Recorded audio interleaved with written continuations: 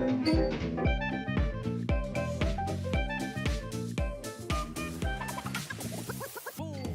Bubble You! I'm excited to share with you the material around the Kid in a Bubble effect. Now this is typically going to be your finale routine, which means that you want to beef it up as much as possible. You want to have a routine that creates inherent behavioral controls and also that makes sure that the kid you're going to put in bubble is comfortable and feels safe and you're avoiding any potential accidents of slipping or anything like that.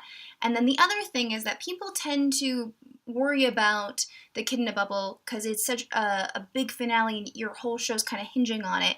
And so what happens if it doesn't work 100% of the time? Well, the footage that we're going to go through today is me doing my show a few months ago in the Chicago Magic Lounge on the Sunday show, and I had some issues with my bubble solution because I didn't have access to the right soap, and we had to switch it out kind of like right before the show, and it just wasn't perfect. And so I want to show you how we dealt with that and how we were able to move it along very cleanly and it didn't really matter, and also all of the elements of the routine that go into making sure that you get as much fun out of this routine as possible, and also it feels like a finale, it feels big, and you create a sense of, oh my goodness, something's coming. So going into this routine, we're going to be coming from something like the Wonder Bubble, or you can do the, you blow a bubble and you create a glass ball, and then that's the thing that's going to get into the Kid in a Bubble. Whatever transition you want. My recommendation is that you do a transition where all the kids are working together to create something,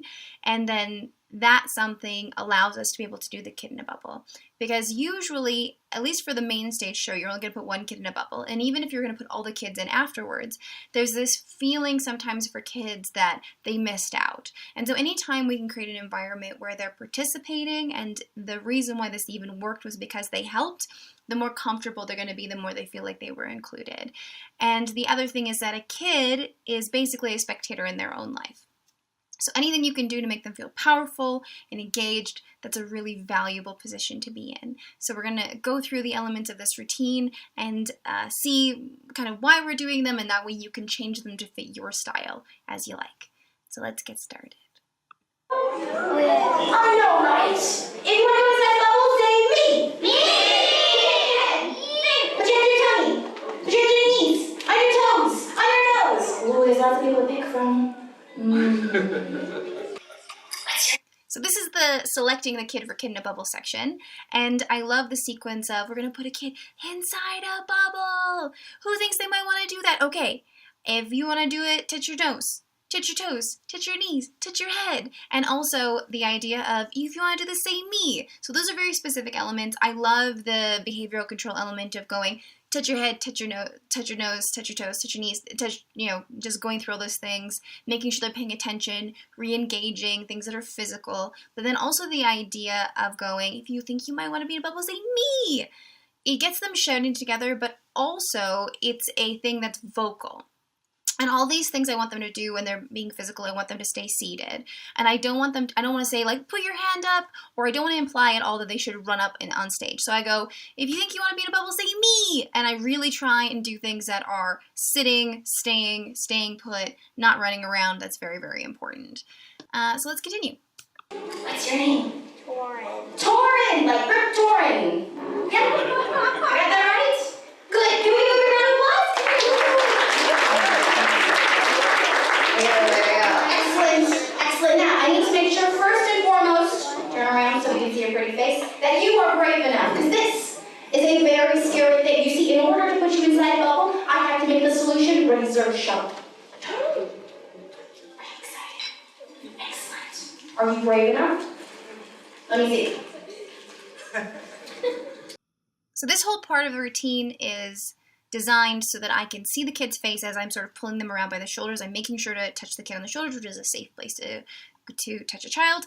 And I'm being a little rough with them so I can see kind of what he's comfortable with early on. I'm looking right at his face. This is going to give me a sense of whether or not he's going to be good during this routine, if he's going to be comfortable, or how I can cater and how much I can kind of bug him, because I want to make sure that the kid is comfortable, that he knows that he's in on the joke, and these little movements are part of that.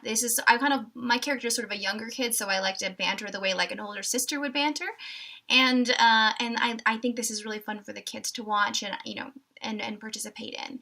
And again, we're trying to beef up this routine. So the idea that the bubble solution is going to be razor sharp. This is sort of a ridiculous concept. The kids know this is ridiculous, but it beefs it up and makes it crazier. It gives it a sense of grandiosity. Now, this kid in particular, I had been watching since the beginning of the show. I usually pick my kid in a bubble kid early on. I want a kid that is going to be old enough that they're going to have a sense of balance and comfortable. He's a little older than I would normally pick, honestly, but at the Chicago Magic Lounge, all the kids are with their parents. They're not seated together, which is a very, very tough room.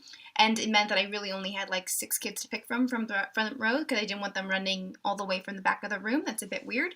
I want someone that's going to stand on the stool comfortably, that's not going to fall off on either side, but young enough that the goofiness is still, cute. I want it to be cute. So I want like a littler kid. So this is a little older than I normally would go for, but he was perfect. So we'll go through this. I don't know. Jordan, we must do the bravery test. Is that okay? Excellent. Stand right here. Your own weight. Fantastic. Jordan, here's the plan. I'm going to try and freak you out. And your job is to remain unfreaked. Do not scream. Do not cry. And most of all, remember, do not pee. Stay. Okay. Torrin, the bravery test begins now.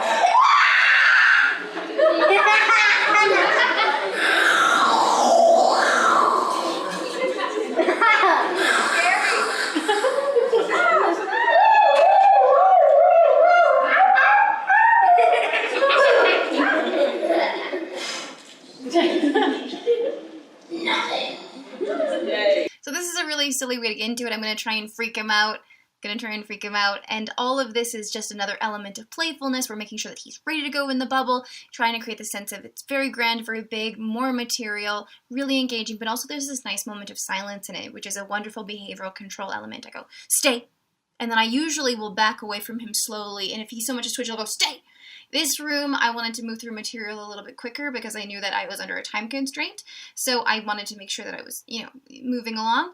But here you can really milk this routine, and it's a really great way to get the kids giggling and laughing. It's super funny, but also that moment of silence when I'm walking away from him creates a sense of tension. If the kids get quiet with me, I know they're with me with the material. I know that they're going to behave more. And again, because we're doing a big bubble, I need to know they're going to stay put. I think he wins! Great job. Okay, that means you can go inside a bubble. Now, there's some procedure I have to do. So we're using the bubble hoop with the paracord here. I made that one that morning. And the tray that normally goes underneath a washing machine or a dryer, that's the one that we have here. This is stuff I can buy on site. When I'm in Chicago, I'm not going to fly with these things, so I just bought them there, built this unit, and then I think I stored it there. Sometimes I'll just give it away to someone or sell it, but often they'll be in storage, so I have basically one all over the world. And this is going to be my unit for the routine. The collapsible stool I did travel with. Those are great. You can get them usually at like any home building supply store, and they're rated to 500 pounds and they pack flat. So then this whole unit packs flat, which I love. So we're going to go into the routine now, and I'm trying really hard as I introduce the elements of this to make sure that the audience has time to get to know Torn. Because if I put him in the bubble once they've got to know him and we've done all this funny, silly stuff together, then he's a character in the show that they care about, which is exactly what I want. I don't just want it to be some random kid. I want it to be a kid they care about, because again, that fixes some of the fear of missing out that the kids have. They feel less like they weren't part of it, and it feels more like a full routine, a full show. And the parents get something out of it too, because they're like, oh, that kid, look how fun. I know that kid. You get to know them, and then you enjoy the performance more. Okay, let's continue. I have to put our magic bubble we made all together right in the middle. Perfect. So the magic bubble we made all together is an element that I love. So that's in the previous routine. We all turn a bubble into a real thing, and then that allows us to do the kid in a bubble, and all of our wishes are inside that bubble. Everyone's wishes that we did it together, and that is what's making this work. You can also do it by, if I don't want to do that routine, if I want to cut the whole show a little bit shorter, what I'll do is I'll have all the kids hold their fingers up at your eyes. hold your fingers up your eyes, take all your mental power, stick them into your fingers. Do you guys have it in your fingers? Excellent. Take that strength, that power, and put it into the bubble solution. Okay, everybody's worked together, now it's gonna work. That way, again, we feel like everyone's a part of it, everyone's been included, everyone feels powerful. It helps to alleviate some of that fear of missing out, that not every kid might get to go in a bubble. I take the stool for you to stand on and put it right on top. Even more perfect. Torin, you stand there. So perfect. Also curly hair. So much curly hair today. Okay. Now, Torin, here's the thing. Bubbles are very nervous, so this may take a little while, and it's very important that you fit the criteria. You're brave, that's good. Bravery is important. But also, Torin, I must ask you a question. Is that okay? Did you take a bath today? Yes. May I check?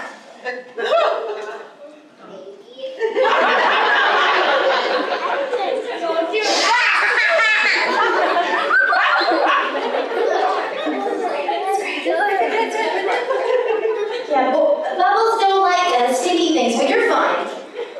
Torin, can you stare forward and under no circumstances turn around? Perfect. No, don't turn and stare forward.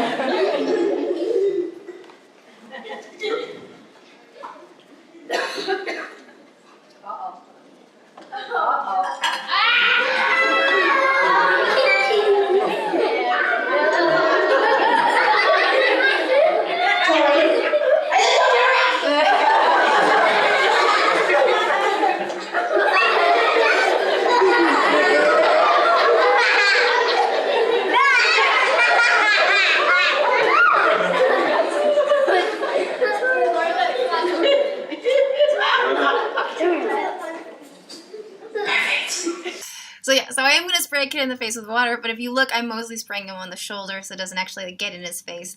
All of the routining around this is to show me whether or not he's going to be able to handle this moment, whether he's going to be in on this goofy joke of me spraying him down.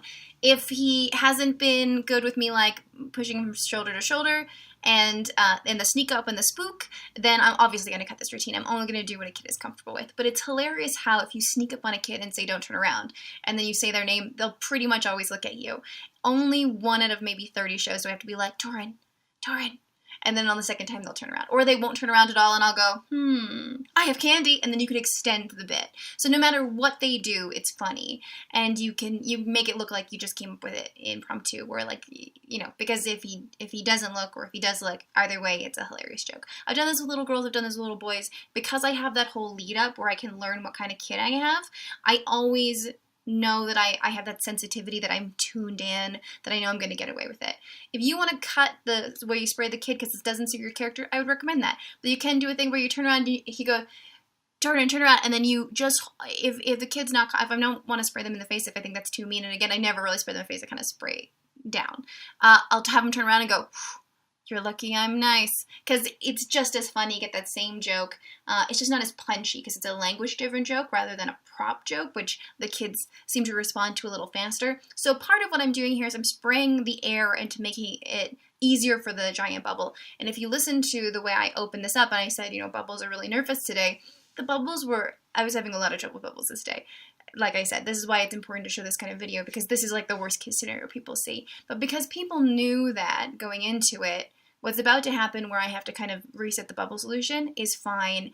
It's okay because it only maybe takes an extra 10 seconds for me to add a little bit more here and there before I can get the bubble to work, and it builds anticipation. So as long as they get their payoff, they're happy to sit there for a little bit. We'll go into it here till they get their bubble. So again, because you've got a bubble solution you can change on the go in this environment, because it was so dry at the lounge and I had the big aerator, I basically had to make it like a goop for it to work. And you'll see in the solution when it pops, when I finally get it, how thick I had to make it to get it to work. So let's see the rest of those routines. Again, it's just a toilet brush cleaner from like a dollar store and the spray bottle I've been using the whole show to get this gag.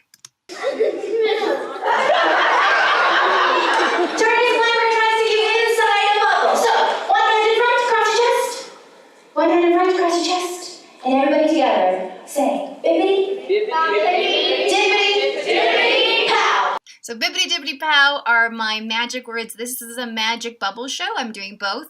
In my bubble show, where it's all bubbles, I would say bubble come out and play. But I want the kids to say something to make the bubble happen so that we're part of it, so that if they have to, and also it kind of gives me an excuse if it doesn't work. And I know I can already tell here that I'm like, ooh, this is gonna be a tough one. Having the kids' arms across their chest means they're not likely to pop it as it comes up, which is their natural instinct. If you don't want to do this, you can have it come straight down, but also this is a really nice visual of like he's going to keep himself tight, so I have lots of room around him. It also tends to straighten the body posture. When kids stand like this, they tend to like lean down more, whereas the arms across their chest, they're going to stay standing and look down because they're going to look, rather than lean over or lean down, which is how you're going to have to like move the hoop around them to get the bubble around them. So this kind of signals stand up straight without saying stand up straight. It's just sort of a nice like visual, and it's strong, and if you can get them to do that in a different way, or sometimes I'll get them to hold something. When I do the bubble sword, I'll have them hold the bubble sword like here or up, just as long as I can create a straight line for the bubbles. Say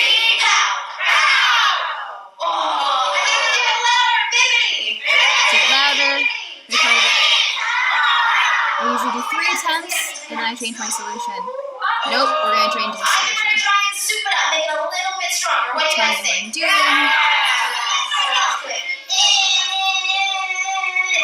Make it part of the fun. That's okay.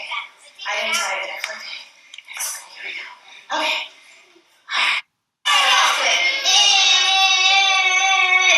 Take a bath, Torin. So, now I can say it's because you didn't take a bath, Torin. Excellent. Here we go. Okay. I think what I actually said there is, and you told me to take a bath, Torin. Because again, it's your voice. Oh, I think we did it louder, Bibbidi! Bibbidi! I think we got this.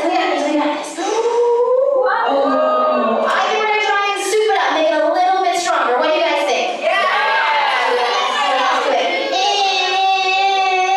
Well, you might take a bath, Torin. That's okay. I didn't try it. Okay. Excellent. Here we go. Okay. Alright, I believe in us. Bibbidi! Bibbidi! Bibbidi!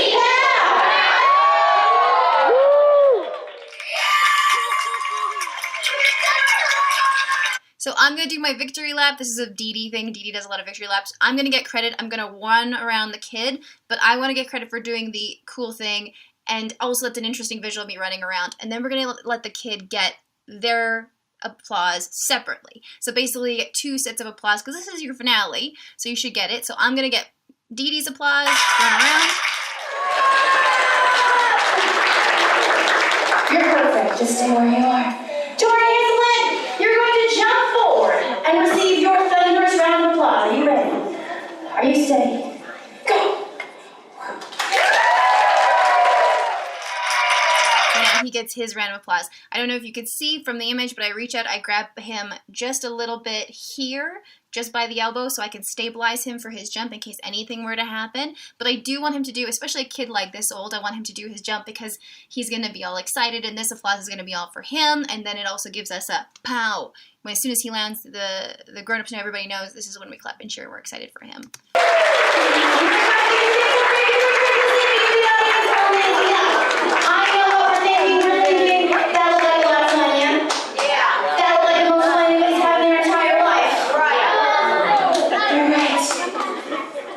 But the people that had the second most fun are you, because I'm amazing. Yeah. Did you have a good time? Say yeah. Yeah. Amazing. Now, normally at the end of my show, I like to have a little bubble party. Does anyone want an opportunity to pop some bubbles? Yeah. So at the end of this show, this is Chicago Magic Lounge. I had all the kids come in the front, and we actually did do a bubble party. I made the call to do that because I thought it'd be really fun and playful in the room, and I knew I could get away with it. And so typically if I can get away with doing a bubble party, especially in a larger theater, I will. It's such a great photo op, and then all the kids get to play. I don't know that I would do that again in this space because, again, the kids were all with their parents. They all had to come all the way over to participate in the bubble party. But that's a call you make. If the kids are all in the front and it's a bigger festival, and I've already talked to the host, I will almost always do a bubble party at the end because, again, it helps with the fear of missing out feelings that little kids have. Like, I didn't get my chance, and in a theater like this, I'm not going to get to put every kid in a bubble. But for me, this is just such a strong finale. It sells your show. A bubble show is what sells the rest of your show. When a person calls, they say, what is a bubble show? Well, I'm going to do some mind-blowing bubble magic, and then I'm going to put the birthday boy in a bubble, or I'm going to put a kid in a bubble, or I'm going to put a teacher in a bubble, or whatever you're choosing to do for your show.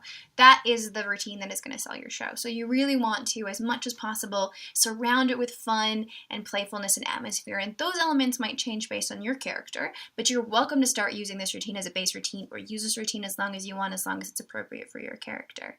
We're going to include some scripts. We've been actually going through and writing out all the scripts for all the videos, and I'm going to clean them up with some suggestions, and then we're going to actually give those to you as well in printed form, so you'll be able to download them and study those scripts if that is what you want to work from. But feel free to deviate. Every character is going to be different. Every show is going to be different. It's more important that you do a show that fits your personality and your character, and you'll find that the material will come to you. This finale is so strong and alone. Whatever you surround it with will be strong as well, because it's just such a cool thing that usually people have never seen before, and a great photo op. So if you have any questions, feel free to ask me in the forums. I will be there to answer questions as soon as this comes out. I'm always doing my best to stay online on the forum, but if ever you find that you can't get a hold of me in time, make sure to email me, and you can use the email info@nonsensekids.com, and we will answer those emails as quickly as possible. Thank you so much for being part of this. We're going to be back with more material soon, but now you've got your finale, so you should be going out there and selling this show and doing this show, and I want to hear about how it's going for you. I'm so excited for your journey, and thank you so much for joining me. See you later.